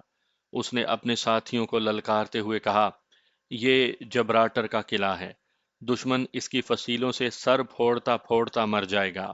خبردار، جیتے جی دشمن کو یہاں قابض نہ ہونے دینا۔ ہم نے آخری سانس تک اس اوپی کا دفاع کرنا ہے۔ ان کی زبان سے نکلا ایک ایک لفظ شیر دل کمانڈوز کے دلوں پر نقش ہو رہا تھا۔ جب بھی لڑائی میں وقفہ آتا وہ اپنے جوانوں کو قرآنی آیات سنانے لگتے، ان کے جذبہ جہاد کو مہمیز لگاتے رہے۔ 72 گھنٹوں کی مسلسل بیداری نے جوانوں کے ذہنوں اور جسموں کو اپنی جکڑ میں ضرور لیا تھا، لیکن انہوں نے ہار نہیں مانی تھی۔ وہ مستعد تھے، تیار بر تیار تھے۔ دشمن کو ایک لمحے کے لیے انہوں نے اپنی کسی کمزوری کا احساس نہیں ہونے دیا تھا۔ دشمن کا یہ حملہ بھی پسپا ہو گیا۔ 8-10 لاشیں چھوڑ کر وہ پھر اپنے بنکروں میں دبک کر بیٹھ رہا۔ اپنی خفت مٹانے کے لیے دشمن نے پھر گولہ باری شروع کر دی، لیکن ان کے گولے فولادی سینوں والے ان کمانڈوز کا کچھ نہیں بگاڑ سکتے تھے، کیونکہ انہوں نے اپنے مورچے چٹانوں کے پیچھے اس طرح بنائے ہوئے تھے کہ دشمن سے کافی حد تک محفوظ رہ سکیں۔ 11 بجے دن دشمن نے دوسرا حملہ شروع کیا۔ اس مرتبہ بھی اس کا حشر پہلے حملوں سے مختلف نہیں ہوا۔ نائب صوبیدار عطا محمد نے اپنے توپ خانے سے بھارتی پیدل دستوں کے سروں پر آگ برسائی اور وہ ایک ایک کر کے جہنم واصل ہوتے گئے۔ اس مرتبہ دشمن کا نقصان پہلے دونوں حملوں سے زیادہ ہوا تھا۔ ایک مرتبہ پھر وہ 15 لاشیں چھوڑ کر واپس بھاگا۔ نائب صوبیدار عطا محمد کو اپنے وائرلیس سیٹ پر بھارتی افسروں کی گالیاں صاف سنائی دے رہی تھیں، جو وہ اپنے جوانوں کو دے رہے تھے۔ وہ انہیں بار بار غیرت دلا کر آگے بڑھنے کے لیے تیار کرتے، لیکن آگے بڑھنا ان کے بس میں تب تک نہیں تھا جب تک یہاں ایک بھی کمانڈو زندہ موجود تھا۔ دشمن کی بے پناہ گولیوں کے جواب میں پاکستانی جیالے صرف نشانے میں آنے پر ان پر فائرنگ کرتے اور ہر حملے کا مثبت نتائج حاصل کر لیتے۔ اس مرتبہ دشمن واپس نہیں بھاگا۔ اپنے افسران کی گالیاں کھانے کے بعد وہ نزدیکی چٹانوں کے پیچھے چھپ کر فائرنگ کرتے رہے۔ بھارتیوں کو اس حقیقت کا علم تھا کہ قائد اوپی تک اب کوئی کمک نہیں پہنچ سکتی، اور وہ سوچتے تھے کہ آخر کب تک یہ 4-5 گوشت پوست کے انسان ان کا مقابلہ کرتے رہیں گے۔ وہ ہر نئے حملے پر تازہ نفری میدان میں لاتا تھا۔ گزشتہ 72 گھنٹوں سے وہ فولادی عزائم رکھنے والے ان شیر دل جیالوں کی گولیاں ختم ہونے کا انتظار کر رہا تھا۔ یہ اندازہ دشمن نے لگا لیا تھا کہ جب تک ان کی گنوں میں گولیاں موجود ہیں، یہ پسپائی اختیار نہیں کریں گے، اور ہتھیار ڈالنے کا تو سوال ہی نہیں اٹھتا تھا۔ گزشتہ 4 دنوں سے وہ اپنی پوسٹ انڈیا 3 اور بلا فون لا کے دوسرے پہلو سے قائد اوپی تک جانے والے راستوں اور رسوں پر مسلسل آتش و آہن برسا رہے تھے۔ اس دوران انہوں نے رسد پہنچنے کے تمام راستے عملاً مسدود کر دیے تھے۔ اب اس بات کا تو سوال ہی نہیں اٹھتا تھا کہ صوبیدار عطا محمد اور ان کے ساتھیوں تک کسی بھی طرح کی امداد پہنچ پائے۔ نائب صوبیدار صاحب اپنے وائرلیس سیٹ پر اپنے کمانڈنگ آفیسر سے ایک درخواست کر رہے تھے، سر، ایمونیشن ختم ہو گیا ہے، ہمیں اسلحہ چاہیے، اور بھارتیوں کو یہ پیغام اپنے سیٹ پر سنائی دے رہے تھے۔ کمانڈنگ آفیسر کے لیے اپنے جیالوں تک کچھ بھی پہنچانا ممکن نہیں رہا تھا۔ کمک کے تمام راستے مسدود تھے۔ کمانڈنگ آفیسر دل محسوس کر رہ جاتے، برفانی طوفان نے اس طرف کسی انسان کی جنبش بھی ممکن نہیں رہنے دی تھی۔ پوسٹ سے او پی کا رابطہ مکمل کٹ چکا تھا، رسے کٹ گئے تھے۔ پوسٹ اور او پی کے درمیان ان رسوں سے زندگی کا رابطہ بندھا تھا۔ جب یہ تنابیں کٹیں تو گویا ان کی رگیں ہی کٹ گئیں۔ اب دشمن اور ان کے درمیان صرف دو ہی چیزیں حائل تھیں، عزت کی موت یا پھر ذلت کی پسپائی۔ چک نمبر 125 ضلع سرگودا کے نائب صوبیدار عطا محمد نے پہلا راستہ انتخاب کیا۔ یہ جوان مردوں کا پہلا اور آخری انتخاب تھا۔ وہ ایس ایس جی کا شیر دل جیالہ تھا۔ ذلت کی پسپائی کیسے اختیار کرتا؟ اس کے ساتھ عزت کی زندگی جینے اور عزت کی موت مرنے کی روایت بندھی تھی۔ اسے ایک روایت کو زندہ رکھنا تھا۔ اسے کمانڈوز کی روایتوں کا امین بنا کر اس برفیلے جہنم میں اتارا گیا تھا، اور نائب صوبیدار عطا محمد نے امانت میں خیانت نہیں کی۔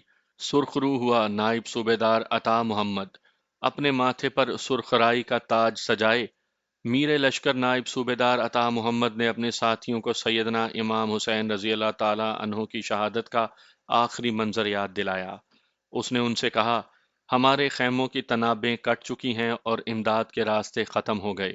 ایک ہی راستہ باقی ہے، عزت کی موت اپنانے کا راستہ۔ اور سپاہیان صف شکن نے میر لشکر کی آواز پر لبیک کہا۔ رات 8 بجے دشمن نے تازہ کمک کے ساتھ تیسرا حملہ شروع کیا۔ عطا محمد شہید نے اپنے جوانوں سے کہہ دیا تھا کہ ایک گولی بھی ضائع نہ کرنا۔ اس کی آنکھوں کے سامنے اس کے 2 جوان جام شہادت نوش کر گئے تھے۔ اس کے پاس اب صرف 3 جوان باقی رہ گئے تھے۔ وہ خود تھا اور اس کا کبھی نہ تسخیر ہونے والا عزم بالجزم۔ شیرو ڈٹے رہو، وہ شیر کی طرح چنگاڑ کر اپنے ساتھیوں کو مخاطب کرتا، جن کی جسمانی طاقت جواب دے رہی تھی، جو صرف اپنی ایمانی طاقت سے یہ معرکہ لڑ رہے تھے۔ میر لشکر کے فولادی عزم نے تینوں سپاہیوں کو سیسا پلائی دیوار بنا دیا تھا۔ دشمن قطار باندھ کر آتا اور لاشیں چھوڑ کر پیچھے ہٹ جاتا۔ آج دشمن نے بھی ضد کر لی تھی کہ اسے اگر سارے بھارت کی فوج بھی مروانا پڑی تو وہ ان 3 قریباً نہتے کمانڈوز کو بے سر و سامان سپاہیوں کو زیر کر کے رہے گا۔ آج دشمن کو اپنے جوانوں کی لاشوں کی پرواہ نہیں تھی۔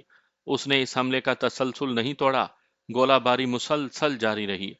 گولہ باری کی آڑ میں وہ اپنی فوجیں آگے بڑھا رہا تھا، لیکن دشمن پر نائب صوبیدار عطا محمد کی ایسی دہشت طاری تھی کہ وہ اوپی کے نزدیک آنے کی جرت نہیں کر رہا تھا۔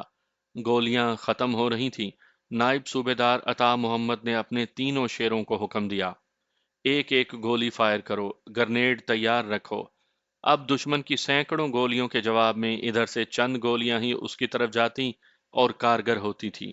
رات کا آخری پہر تھا جب ایک توپ کا گولہ بہت نزدیک پھٹنے سے نائب صوبیدار عطا محمد کی ٹانگ پر گہرا زخم آیا۔ خون ان کی ٹانگ سے نکل کر برف سے سفید فرش کو رنگین کر رہا تھا، لیکن اب ٹانگ کی پرواہ کسے تھی؟ نائب صوبیدار صاحب تو اللہ سے اپنی جان کا سودا کرنے کے بعد میدان کارزار میں اترے تھے۔ 19 جون سے وہ مسلسل دشمن کا مقابلہ کر رہے تھے۔ 26 جون کی صبح ہو گئی۔ سپاہی ذوالفقار نے نائب صوبیدار کی منت کی کہ ان کی نکاہت بہت بڑھ چکی ہے، وہ آرام کر لیں، لیکن نہیں۔ عطا محمد تینوں کے پاس باری باری جا کر انہیں ہدایات دیتے رہے۔ صبح کے 8 بج رہے تھے۔ سپاہی نصر اللہ کی گن میں گولیاں ختم ہو گئیں۔ انہوں نے اپنے گرنیڈ نکالے اور سامنے مشین گن کی طرف پھینکے۔ مشین گن نے تباہ ہوتے ہوتے سپاہی نصر اللہ کے سینے میں کئی گولیاں اتار دیں۔ ایک اور شیر منزل مراد پا گیا۔ شاباش شیرو، ڈٹے رہو۔ نائب صوبیدار عطا محمد کی گونج سنائی دی، اور اللہ کے شیر ڈٹ گئے۔ وہ ایک ایک گولی سنبھل سنبھل کر نشانہ لے کر دشمن پر فائر کر رہے تھے، جبکہ دوسری طرف سے سینکڑوں گولیاں بیک وقت ان کی طرف لپک رہی تھیں۔ سر گن خالی ہو گئی۔ نائک جہاں زیب نے میر لشکر کو مطلع کیا۔ نائک جہاں زیب گرنیڈ پھینکو، عطا محمد للکارے، اور جہاں زیب نے راہ شہادت پر قدم رکھ دیا۔ دشمن 3 اطراف سے حملہ آور ہوا تھا۔ جہاں زیب کے بالکل نزدیک 6-7 سپاہی پہنچ چکے تھے جب اس نے اللہ اکبر کا فلک شگاف نعرہ بلند کر کے ان کی طرف گرنیڈ اچھال دیا۔ اس کے ساتھ ہی درجنوں گولیاں نائک جہاں زیب کو منزل مراد تک پہنچا گئیں۔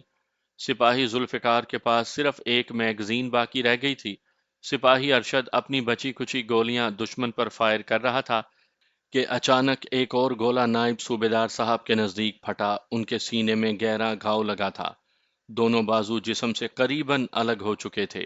سپاہی ذوالفقار تڑپ کر ان کے نزدیک پہنچا۔ میر لشکر کے جسم سے خون فوارے کی طرح پھوٹ رہا تھا، لیکن وہ ہوش میں تھے۔ سپاہی ارشد آخری گولیاں فائر کر رہا تھا۔ سپاہی ذوالفقار نے نائب صوبیدار صاحب کا سر اپنے زانوں پر رکھ لیا اور اپنی گن سے آخری گولیاں دشمن کی طرف نکال دیں۔ ذوالفقار، ایمونیشن ختم ہو گیا۔ نائب صوبیدار صاحب نے نقاہت بھری آواز میں کہا، یس سر۔ ذوالفقار کی آنکھوں کے سامنے اندھیرا چھانے لگا تھا۔ مسکراہٹ نائب صوبیدار صاحب کے ہونٹوں پر جاگی۔ انہوں نے وائرلیس سیٹ پر آخری پیغام دے دیا، سر ہمارے پاس ایمونیشن ختم ہو چکا ہے۔ ہم آخری سانس تک لڑیں گے، خدا حافظ۔ اور سلسلہ ٹوٹ گیا۔ ارشد کی گن بھی خالی ہو گئی تھی۔ زخمی حالت میں وہ اپنے میر لشکر کے حضور حاضر تھا۔ عطا محمد شہید نے آخری مرتبہ آنکھیں کھول کر ان کی طرف دیکھا اور ذوالفقار کو جھکنے کا اشارہ کیا۔ شاید کچھ کہنا چاہتے تھے۔ لہو روتی آنکھوں والا کمانڈو ذوالفقار گوش بر آواز تھا: میرے بچوں، اسلحہ ختم ہو گیا۔ زندہ دشمن کے ہاتھ نہیں آنا، قیدی نہیں بننا۔ آخری حکم دے کر میر لشکر نے آنکھیں موند لیں۔ قرآنی آیات کا ورد کرتے ہوئے انہوں نے اپنی جان آفریں کو سونپ دی۔ رات کے سائے طویل ہونے لگے تھے۔ اس طرف سے مزاحمت کے مکمل خاتمے کے بعد بھی دشمن ان سے 200 گز دور تھا۔ اسے ڈر تھا کہیں عطا محمد شہید دوبارہ زندہ نہ ہو جائے۔ سپاہی ارشد کے زخموں اور سپاہی ذوالفقار کی آنکھوں سے خون جاری تھا۔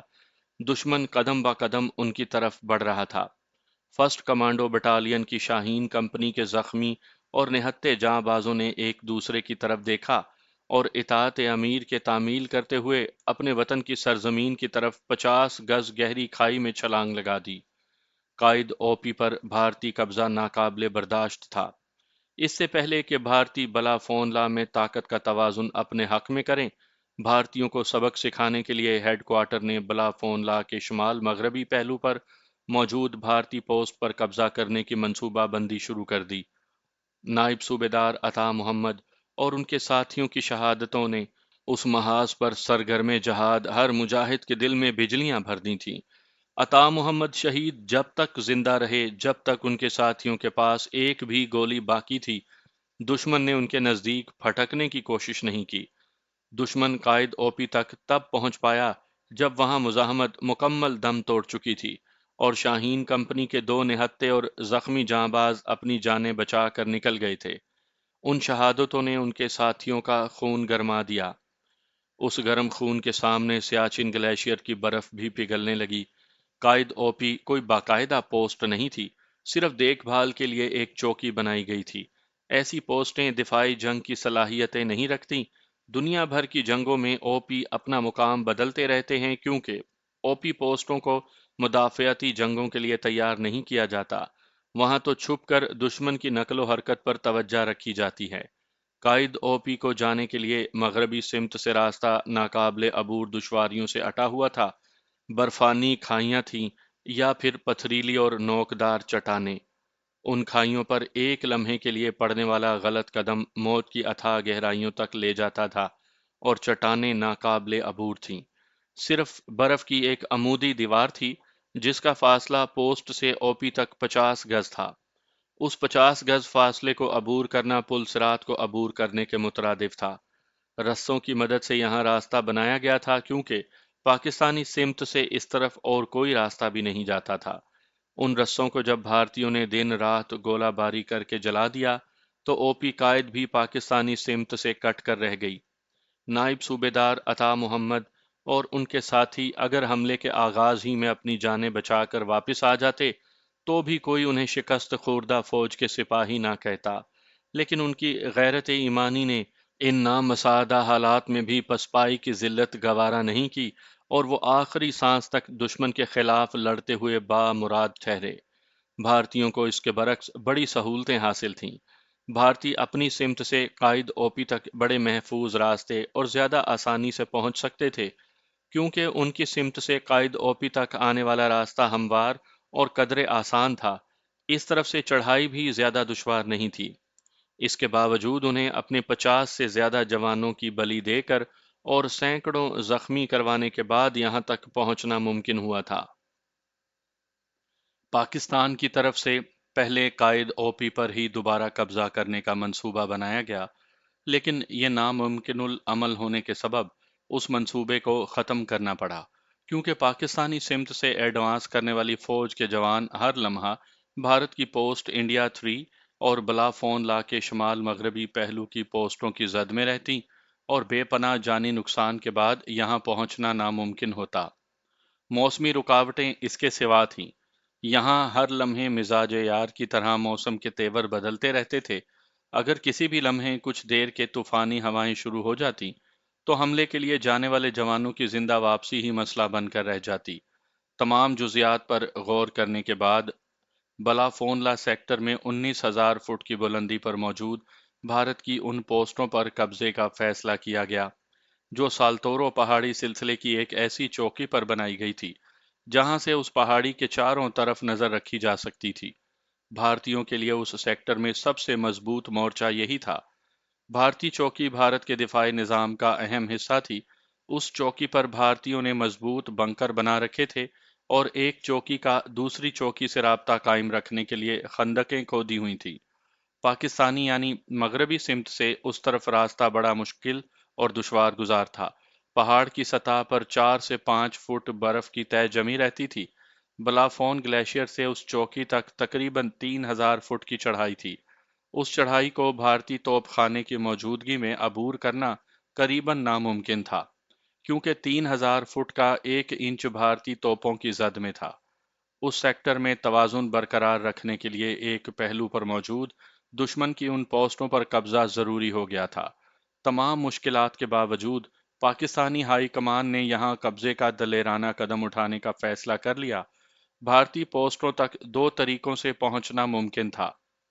ایک طریقہ تو یہ تھا کہ برف کی دیوار پر مغربی اور شمال مغربی حصے سے کو پیمائی کے انداز میں رسوں کی مدد سے اوپر پہنچا جائے، کیونکہ اس طرف سے پہاڑ کی سطح کسی قدر ڈھلوان بھی تھی۔ لیکن ایسا سوچنا تو آسان تھا، جبکہ عملاً ناممکن تھا، کیونکہ دن کی روشنی ہو یا رات کا اندھیرا، عمودی سطح پر جب بھی رسوں کی مدد سے چڑھنے کی کوشش کی جاتی، حملہ آور بھارتی گولیوں اور گولوں کا آسانی سے شکار ہو جاتے۔ تباہ کن ہتھیاروں سے لیس بھارتی مضبوط بنکروں میں بیٹھ کر آسانی سے حملہ آور فوج کا شکار کھیل سکتے تھے۔ دوسرا طریقہ یہ تھا کہ پہاڑ کی نسبتاً ڈھلوان سطح پر محفوظ راستہ تلاش کر کے چوٹی تک رسائی حاصل کی جائے، کیونکہ امید کی جا سکتی تھی کہ اس سمت سے کوئی راستہ مل جاتا، لیکن انسانی جسم کو چیر کر رکھ دینے والی برفانی طوفان میں نئے راستے تلاش کرنا آسان نہیں تھا۔ اس کھیل میں بھی جان ہتھیلی پر رکھ کر میدان میں اترا جا سکتا تھا۔ 30 سے 50 میل فی گھنٹہ کی رفتار سے چلنے والے برفانی طوفان میں جہاں درجہ حرارت پہلے ہی نقطۂ انجماد سے 30 سینٹی گریڈ کم ہو، وہاں 19,000 فٹ کی بلندی پر فولادی جسم والے انسان کے لیے سانس لینا بھی کارےدار ہے۔ ایک دوسرے سے بات کرنے سے سانس پھول جاتی ہے۔ ان حالات میں اپنی پیٹھ پر 40 تا 50 کلوگرام اسلحہ اور راشن باندھ کر دشمن کے مورچوں تک پہنچنا کسی رومانوی خواب کا حصہ تو ہو سکتا ہے، عملی دنیا میں ایسا کم ہی ممکن دکھائی دیتا ہے، لیکن یہ دنیا کے عام انسان نہیں تھے۔ یہ تو وہ تھے جنہیں اللہ تعالیٰ نے اپنے خاص اعزازات سے نوازنے کے لیے انتخاب کیا تھا۔ پاکستانی فوج کی اعلیٰ قیادت نے ان تمام دشواریوں کے باوجود دشوار گزار پہاڑی راستوں کی مشکلات کو عبور کر کے دشمن کے مورچے تباہ کرنے کا عزم کر لیا۔ انہیں دشمن کو اس صدی کا سب سے خطرناک سرپرائز دینا تھا، اچانک اور بھرپور حملہ کرنا تھا۔ یہی ان کی کامیابی کی کلید تھی۔ یہاں صرف جسمانی قوت ہی کافی نہیں تھی، مکمل اور مضبوط ایمان کی بھی ضرورت تھی۔ جرأت و شجاعت کی اعلیٰ ترین روایات کے امین ان جانبازوں کو اپنے مقصد میں پختہ یقین اور اللہ تعالیٰ کی ذات پر ان کے ایمان نے ہی انہیں بہترین فوج کے بہترین سپاہی بنایا تھا۔ جوان مردان صف شکن نے دنیا کی ناممکن تاریخ لکھنی تھی۔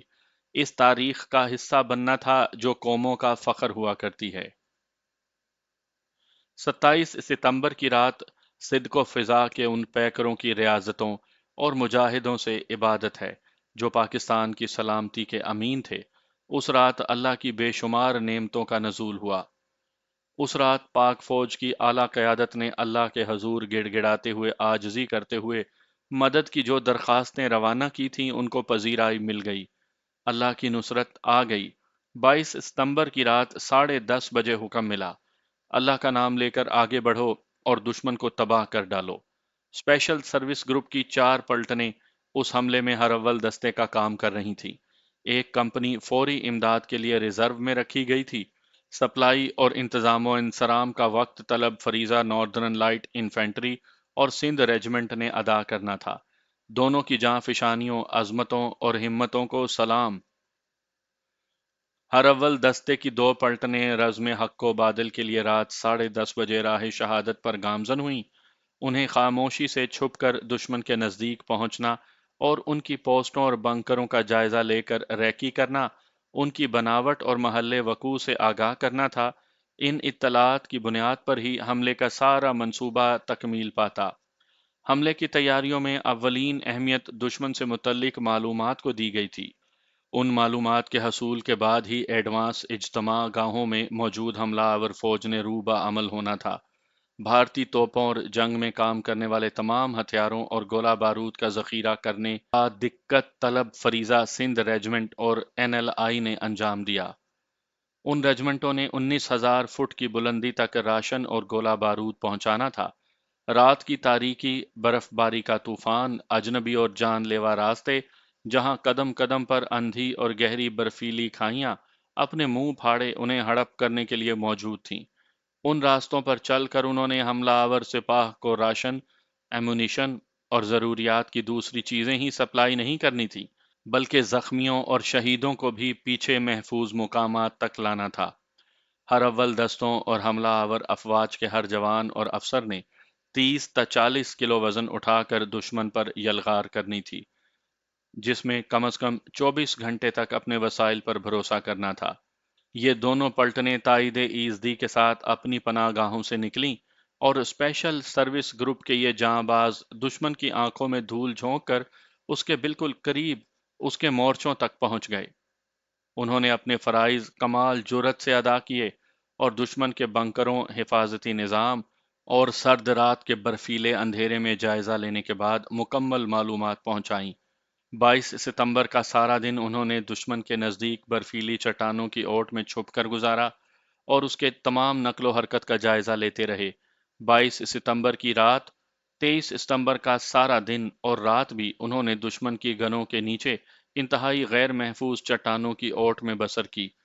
24 ستمبر آ گئی، 24 ستمبر کی صبح بھی گزر گئی، اور اب منصوبے کے اگلے حصے پر عمل شروع ہوا۔ دشمن کے ساتھ دھوکے کی چال چلنے کے لیے قائد اوپی پر ایک محدود حملہ کیا گیا۔ اس حملے سے دشمن کی توجہ قائد اوپی کی طرف مبذول ہو گئی اور اس کو یقین ہونے لگا کہ پاکستانی فوج قائد اوپی پر حملہ کرنے والی ہے۔ اس طرح دشمن کے شبہات کو تقویت دیتے ہوئے اس کی توجہ بانٹ دی گئی اور اس نے قائد اوپی کو بچانے کے لیے اپنی منصوبہ بندی کے تحت اپنا توپ خانہ ادھر منتقل کرنا شروع کر دیا۔ 24 ستمبر کی رات کو باقی دونوں پلٹنوں نے اپنے سفر کا آغاز کیا اور پہلے سے موجود پلٹنوں سے آن ملی۔ 22 ستمبر کی رات سے SSG کے جاں باز -20 ڈگری سینٹی گریڈ سردی، برف باری باری اور 19,000 فٹ کی بلندی پر کھلے آسمان تلے دشمن کی توپوں کے سامنے موجود تھے۔ 24 ستمبر کی رات دشمن کو حملہ آوروں کی خبر ہو گئی، جس کے ساتھ ہی جاں بازوں کو حملے کا حکم دے دیا گیا۔ کھلے آسمان تلے دشمنوں کے بنکروں کے سامنے موجود غازیوں نے پہاڑ کی ڈھلان پر دشمن کے 10 سے 15 گز کے فاصلے پر بنے 3 بنکروں پر 3 سمتوں سے حملے کا آغاز کر دیا۔ پہلی پلاٹون کے جوانوں کو ہر اول دستے کی طرف سے حملے کی سعادت نصیب ہوئی۔ انہوں نے کمال جاں بازی کا مظاہرہ کرتے ہوئے محفوظ بنکروں میں موجود دشمن پر یلغار شروع کر دی۔ 3 کمانڈو بٹالین کے کیپٹن سالک چیمہ اپنی پلاٹون کی قیادت کرتے ہوئے ان کے عقب میں حملہ آور ہوئے۔ کیپٹن سالک چیمہ برفانی چیتے کی طرح چٹانوں کو پھلانگتے ہوئے دشمن کے بنکروں کی طرف بڑھ رہے تھے۔ ابراہیم کمپنی کے نائک صفت محمد خان ان کے پہلو میں موجود تھے اور کیپٹن صاحب کے ساتھ ساتھ دشمن کی طرف یلغار کر رہے تھے۔ توپ خانہ قیامت کی گولہ باری کر رہا تھا۔ پاکستانی حملہ آوروں کے بالکل سامنے کھلے میدانوں میں ہونے کی وجہ سے بھارتیوں نے اپنے پاس موجود ہر قسم کے اسلحے سے ان پر آتش و آہن کا سیلاب بہانا شروع کر دیا۔ نائک صفت محمد نے زخمیوں اور شہیدوں کو محفوظ مقام تک پہنچانا تھا اور وہ کپتان صاحب کے شانہ بشانہ دشمن کی طرف لپک رہے تھے۔ اچانک کپتان صاحب کی نظر سپاہی میر باز پر پڑی، جو شدید زخمی ہو چکا تھا۔ دشمن کے کسی گولے نے جو اس کے نزدیک پھٹا تھا، سپاہی میر باز کے منہ کو بہت زخمی کر دیا تھا۔ اس کے کانوں، منہ اور ناک سے خون بہہ رہا تھا اور آنکھوں میں خون آنے کی وجہ سے اسے ٹھیک سے دکھائی بھی نہیں دے رہا تھا۔ اس کے زخموں کو دور سے دیکھنے کے بعد یہی اندازہ ہوتا تھا کہ میرباز زندہ نہیں بچ سکتا۔ درد کی شدت سے وہ تڑپ رہا تھا۔ گولیاں زخمی کے گردا گرد اولوں کی طرح برس رہی تھیں۔ کیپٹن سالک کے لیے یہ منظر ناقابل برداشت تھا۔ برفانی چیتے کی طرح اپنی جگہ سے لپکے اور زکند بھر کر میرباز کے نزدیک پہنچ گئے۔ مجھے چھوڑ دیجئے، آپ نو، انہوں نے میر باز کی بات سختی سے ٹوک دی۔ میر باز نے اندازہ کر لیا تھا کہ یہ کیپٹن صاحب ہیں، لیکن اس کی غیرت گوارا نہیں کرتی تھی کہ اسے بچانے کے لیے کیپٹن صاحب شہید ہو جائیں۔ شاید اسے خود سے زیادہ اپنے کپتان صاحب کی فکر تھی، لیکن سالک چیما کو قدرت نے بہت بڑے منصب سے نوازنے کے لیے منتخب کر لیا تھا۔ یہ بات شاید سپاہی میر باز نہیں جانتا تھا۔ کیپٹن چیما نے برق رفتاری سے اسے اٹھایا اور نزدیکی محفوظ چٹان کے پیچھے لٹا کر نائک صفت محمد کو حکم دیا کہ اسے ابتدائی طبی امداد دے کر پیچھے پہنچا دے۔ اسی دوران ان کے گرد گولیاں بارش کے قطروں کی طرح برس رہی تھیں، لیکن گولیوں کی بوچھاڑ میں بھی کیپٹن سالک چیما نے اپنے ماتحت اور ساتھی کو نظر انداز نہیں کیا۔ کیپٹن صاحب ایک ایک جوان کے نزدیک پہنچ کر اس کا حوصلہ بڑھا رہے تھے۔ وہ اپنے جوانوں سے زیادہ پھرتی اور تیزی کے ساتھ برفانی ڈھلوانوں کو چاٹتے دشمنوں کے مورچے کی طرف بڑھ رہے تھے۔ ان کی لپک جھپک پر ان کے جوان ہی نہیں، آسمان بھی داد و تحسین کے ڈونگرے برسا رہا تھا۔ سپاہی علی کوثر نے کپتان کے پہلو کو سنبھالا۔ دونوں دشمن کے ایک بنکر کی طرف لپکے۔ اچانک ہی ایک گولا ان کے درمیان پھٹا اور دونوں تیزی سے لڑکتے ہوئے 100 فٹ گہرائی میں چلے گئے۔ کیپٹن سالک چیما جلد ہی سنبھل کر گہرائی سے نکل گئے، جبکہ علی کوثر اس اندھی کھائی میں پھنس گیا تھا، لیکن انہوں نے کمال جرأت کا مظاہرہ کرتے ہوئے قیامت کی اس گولہ باری میں سپاہی علی کوثر کو برف کی قبر سے نکال لیا۔ سپاہی علی کوثر نے دیکھا کہ -10 ڈگری سینٹی گریڈ میں بھی کیپٹن سالک کا جسم پسینے سے شرابور تھا۔ اس نے اپنی زندگی میں اتنا تنومند، مضبوط اور پھرتیلا انسان نہیں دیکھا تھا۔ کیپٹن سالک کی جرأت نے ان کے ساتھیوں کو دیوانہ بنا دیا تھا۔ وہ تمام جنگی احتیاطیں بالائے طاق رکھے دشمن کے بنکروں کی طرف یلغار کر رہے تھے۔ برق رفتاری کا یہ عالم تھا۔ شوق شہادت انہیں یوں کشاں کشاں منزل مراد کی طرف لیے جا رہا تھا۔ تمغہ شہادت کو ماتھے کا جھومر بنانے کی اتنی جلدی تھی کہ کیپٹن سالک چیما اپنے جوانوں کے ساتھ ہر اول دستے کی پہلی پلٹنوں سے بھی آگے نکل گئے۔ اچانک دشمن کی توپ کا ایک گولہ ان کے قریب ہی موجود سپاہی اقبال کے سر میں لگا اور وہ جام شہادت نوش کر گئے۔ کپتان صاحب نے للکار کر حکم دیا کہ شہید کو پیچھے پہنچا دو۔ اپنے جوانوں کا حوصلہ اونچی آواز سے بڑھا کر انہیں آگے بڑھتے رہنے کا حکم دیا۔ نائک کریم داد اور سپاہی ساجد کے ساتھ اب وہ دشمن کی پوسٹ کے بالکل نزدیک پہنچ گئے تھے۔ دشمن کی پوسٹ وہاں سے بمشکل 30 گز دور تھی۔ اس پوسٹ میں موجود مشین گن حملہ آوروں کے لیے بے پناہ مسائل پیدا کر رہی تھی۔ نائک کریم داد اور سپاہی ساجد نے اپنے کپتان صاحب کے پہلو سنبھالے ہوئے تھے، جن کی عقابی نگاہیں دشمن کی پوسٹ پر لگی تھیں۔ سامنے سے اتنا شدید فائر آ رہا تھا کہ اب 1 انچ بھی آگے بڑھنا ممکن نہیں تھا، لیکن کیپٹن سالک چیما آگے بڑھنے کے لیے آئے تھے۔ جب آگے بڑھے تو پھر پیچھے مڑ کر نہیں دیکھا۔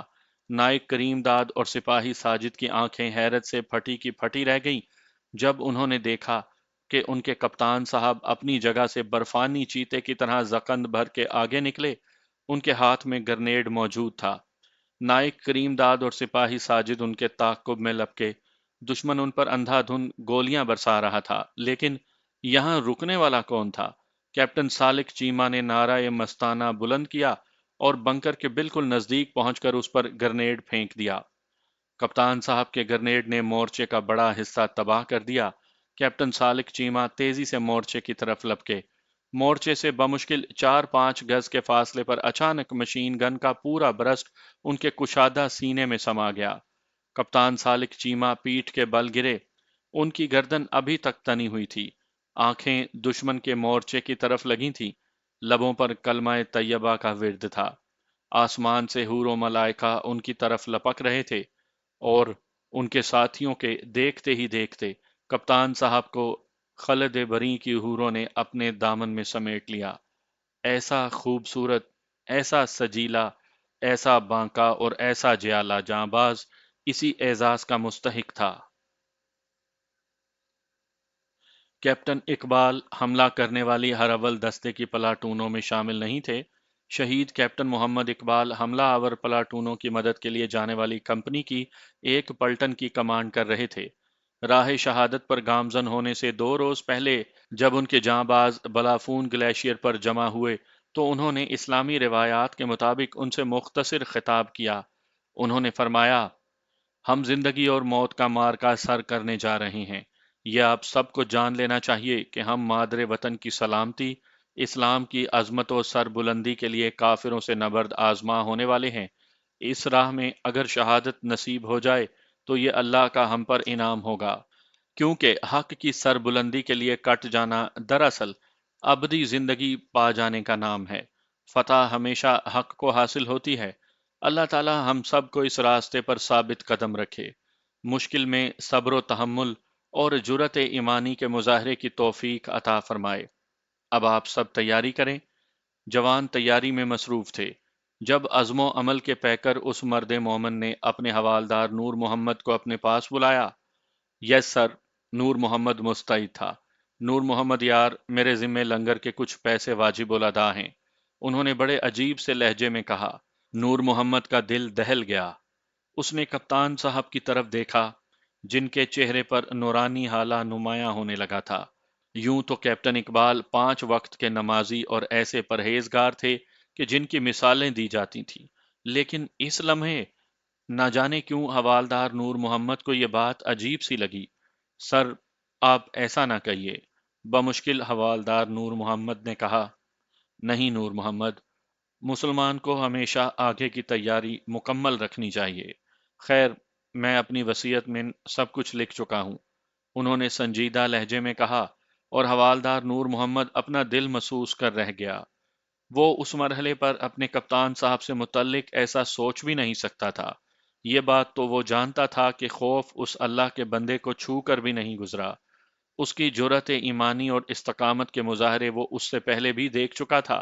وہ یہ بھی جانتا تھا کہ کیپٹن اقبال کے دل میں جذبہ شہادت ہمیشہ موجزن رہتا ہے، اور وہ دفاع وطن کے لیے جان سے گزر جانے پر ہمیشہ تیار رہتے ہیں۔ اس سب کے باوجود اس کے لیے یہ تصور ہی بڑا جان لیوا تھا کہ اس کے کپتان صاحب شہید ہو جائیں۔ نور محمد کا دل بھر آیا۔ کیپٹن اقبال نے شاید اس کے جذبات کا اندازہ لگا لیا تھا، اس لیے انہوں نے بات کا رخ موڑ دیا اور مسکرا کر دوسری باتیں کرنے لگے۔ اوکے، جوانوں کو فال ان کرو، انہوں نے بالآخر حوالدار نور محمد سے کہا۔ جوان فال ان ہو گئے۔ کیپٹن اقبال نے 12 جوان اپنے ساتھ روانگی اور دشمن پر حملے کے لیے منتخب کیے تھے۔ گو کہ ان کی پلاٹون کا ہر جوان اس مشن پر ان کے ساتھ جانے کی شدید خواہش رکھتا تھا، لیکن انہیں فی الوقت اتنے ہی جوان درکار تھے۔ اقبال جب اپنے ساتھیوں کا انتخاب کر رہے تھے تو ان کی نظر اچانک ایک کم سن سپاہی پر پڑی۔ یہ سپاہی یوسف تھا۔ یوسف اس پلاٹون کا سب سے کم عمر سپاہی تھا۔ اس نے ابھی اپنی تربیت بھی مکمل نہیں کی تھی اور جذبہ جہاد سے سرشار یہاں چلا آیا تھا۔ کیپٹن اقبال اپنے ایک ایک جوان کی خبر رکھتے تھے۔ انہیں معلوم تھا کہ گزشتہ کچھ دنوں سے یوسف کو بخار بھی ہو رہا ہے، اس کی طبیعت بھی ناساز ہے۔ یوسف، تم رک جاؤ، ابھی تم بچے ہو، تمہاری تو تربیت بھی مکمل نہیں ہوئی اور تم بیمار بھی ہو۔ زندگی میں ایسے اور بہت سے مرحلے آئیں گے۔ کیپٹن اقبال نے بات مکمل ہی کی تھی کہ سپاہی یوسف کی آنکھیں بھر آئیں۔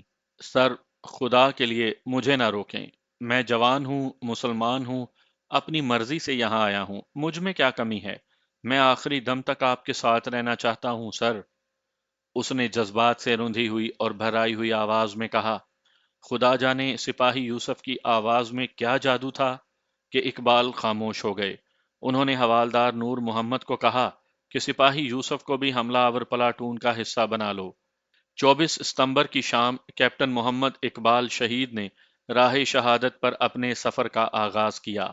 آغاز سفر سے پہلے میر لشکر نے سپاہیان صف شکن سے پھر خطاب کیا۔